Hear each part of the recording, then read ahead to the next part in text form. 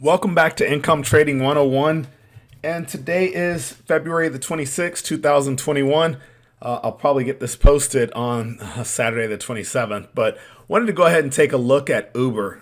Uber Technologies, symbol U as in uniform, B as in Bravo, E as in Echo, R as in Romeo.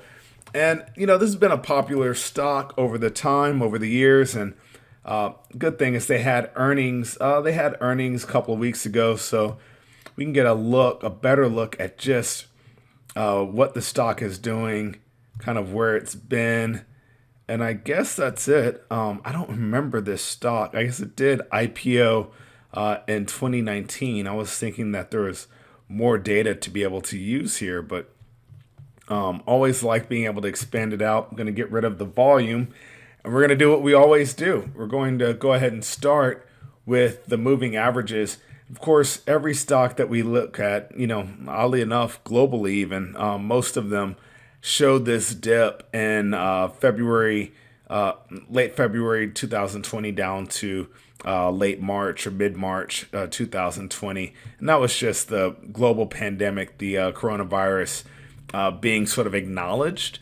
So we're going to look at this stock really without that. Take that out. I'm going to start it from mid-March and cover all the way through today.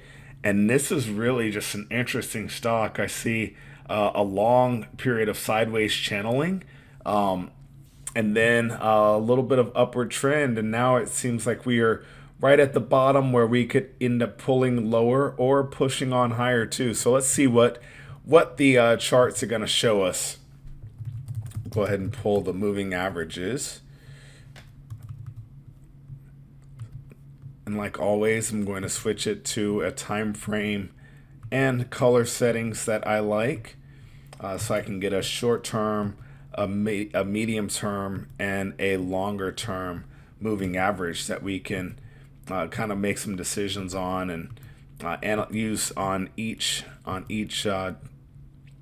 time frame to give us similar information. So got the 60-day. This is daily data, so 60, a 20, and a 10. You can see these periods where we were in a clear upward move. But really, it's kind of been a bit choppy, 2021. We see this 10-day floating around as the actual stock price has dropped, risen, and fallen again. We can see also back from, we'll call it June of 20 through November of 20, how closely the 10-day stayed to actual pricing, which makes for a much more volatile period as far as using moving averages, because a big day up or down can really influence how that 10 is in relation to the 20, which if you're using that solely as your buy or sell signal, this is really hard to trade. Let's take it to a different time frame, of course. Let's get a sense of what it looks like at the hourly. So with hourly data, look at that. Uber looks like a short. Looks like it's heading lower. Certainly, it has headed lower. But I want to point out that in this last period, this last sort of wave of a pullback, for those of you who follow Elliott wave, and then we went higher and created a new high. And now we're in that second pullback. It's very similar. If you had shorted this when all three moving averages were in line, right back in January of 22, you would have wanted to exit. Honestly, your best exit would have been when the price action crossed that 10-day again, or in this situation, the hourly. And in this scenario down, we're hugging the 10-day quite a bit, or the 10-hour quite a bit closer. And so it's really going to be hard, I guess, to use that as a true trading signal. You definitely could have went ahead and decided to close the trade when price went above the 20 period. You could use that as your point of reference too. I do like how the distance between the 10-day or the 10-hour and the 20-hour right now, and the distance between those and the 60. So this does actually make me think it's going to be a bit more bearish right now. Let's take a look at it at the 15-minute level. So the 15-minute level, of course, just shows it, more detail, but definitely sticking with the lower theme, and even with all three right now, all three moving averages are back in line. So maybe the stock will head a bit lower before it pops up again. We'll see. I mean, again, with the averages being so close, one big up day or down day could actually change this significantly. And I'm also realizing how close they all are to the 60. Like, these are all really bundled together pretty tightly. So if you look at the data in the upper left-hand corner, you see that the 10 period is $51.69. The 20 is not even 30 cents higher. It's 24 cents higher at $51.93. And then you have the 60 period is only 29 cents higher than that at $52.22. So this is all getting very close. We'll just have to wait to see if it's going to continue lower and form a new low, or if it's going to pop higher and prove that this is just a short-term leg in a much higher downward trend. I'm sorry, upward trend that's already being formed. Let's take a look at the MACD. So the MACD is still hanging out above the 0 line, which means that it's not necessarily a buy yet. I'm going to look for a strong buy. Like, obviously March of 20 was a strong buy, but I'm going to be looking for, more of a signal if I'm going to use the MACD, like this cross below the 0 line, which would have been in the oversold category, would have been a very nice buy. You would have been buying right in this time period, up, which was still sort of the choppiness of the sideways channel. And then but if you stayed in, you would have caught this nice upward move. Then, of course, the pullback and whatnot. Let's take this down to a little bit tighter time frame as well, lower time frame.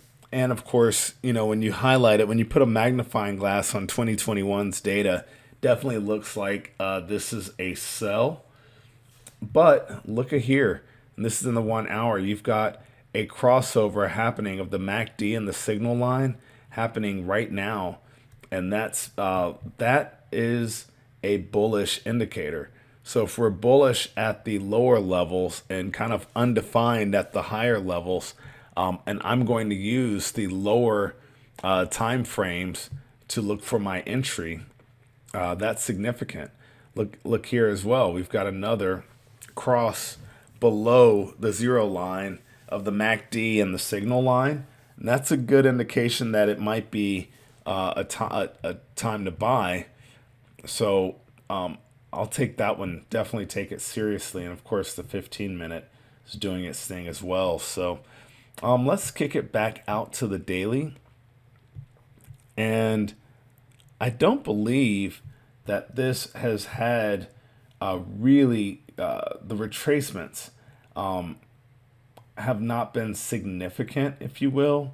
So this retracement, I'll say this pullback that happened in mid-January, late January, the retracement of it, we crossed past the previous trend. We made a new high. So I'm less concerned about Fibonacci in this analysis today, but I am going to throw in a few parallel channels, because this gets really interesting, and it could give us a better idea of what's happening. So even though you have some bars below, we've for the most part stayed in this upward trend so far this year. And it'll be interesting to see if we stay there. Let me expand this out a little bit.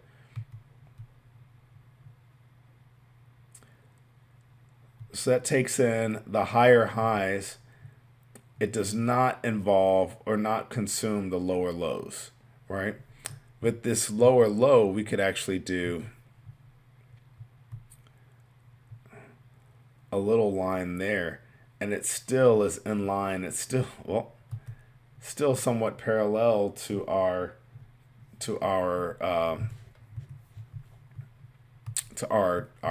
channel, which is really interesting too. So you can see that if you just take the channel, go ahead and shrink it down, you can see that this could consume that. Now I don't want to have a $15 wide channel, so it's a little too tight, but I do think it's clear that we've made higher highs in 2021, and even our lows are, even though the lows don't fit into this upward trending channel, they are parallel, which makes me think that we're probably still going to be looking possibly pretty soon to make another leg up in the stock. So if I were looking, if you said, well, would you look to buy or sell right now? I would certainly be looking to buy, because it looks like we're not done making new highs or bouncing off of that trend line, right? And we saw that too. We've seen that in other periods of this stock. So let's see if there's anything else that we should take a look at before wrapping up this video. I think that's the most significant thing that's happening. I mean, we can try and find some other support and resistance of this current period. Let's see. We'll try and make it exact. There we go. So yeah, I mean, we've seen this play as resistance short term. Seems to be acting as support right now as well. It's a good level. It acted as support back here in late December, early January. So we're bumping right up against that line again. So if you look at that and then you toss in this upward trending,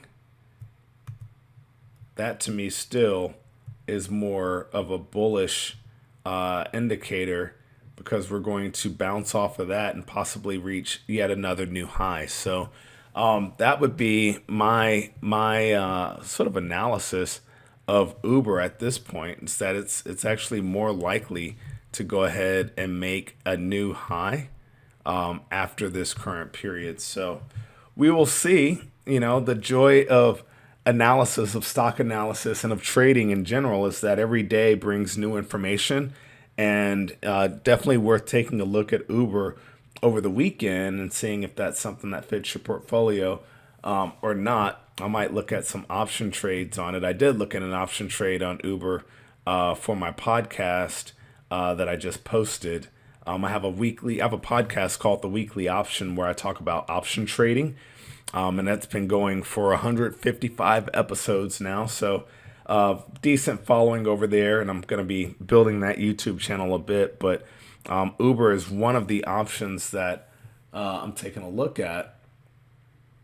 And I might actually have to rethink my strategy after this little technical analysis video. So probably should have done a little deeper analysis. But anyway, hey, thank you guys for watching. I hope you're enjoying these videos. Definitely subscribe and like the video. Subscribe to the channel if you haven't already. And I make these every day, more videos. So thanks for watching, and take care. Bye-bye.